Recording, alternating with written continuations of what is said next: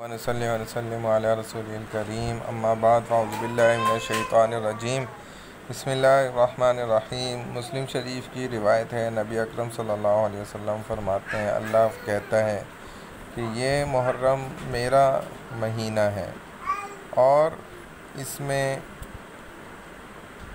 رمضان کے روزوں کے بعد سب سے فضیلت والے روزہ وہ محرم کا ہے۔ اور نبی اکرم صلی اللہ علیہ وسلم جب مکہ سے مدینہ تشریف لے گئے تو وہاں یہود و نصارہ کو دیکھا، یہودیوں کو کہ وہ 10 محرم کا روزہ رکھا کرتے تھے۔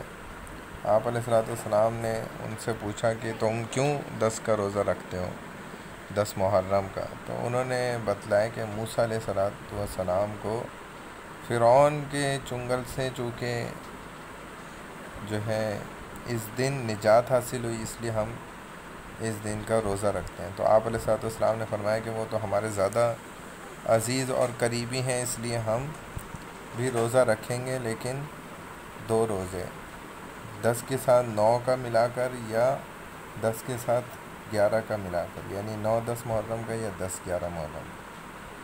چنانچہ یہ 2 روزے آپ علیہ السلام نے رکھنا شروع فرما دیے۔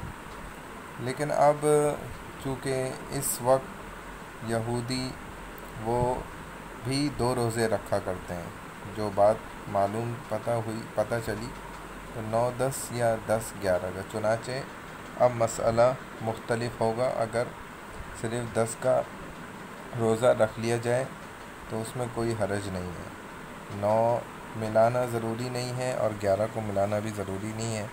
اللہ تعالی ہمیں شرعی مسائل کو سمجھنے کی توفیق عطا فرمائے۔ والسلام علیکم ورحمۃ اللہ وبرکاتہ۔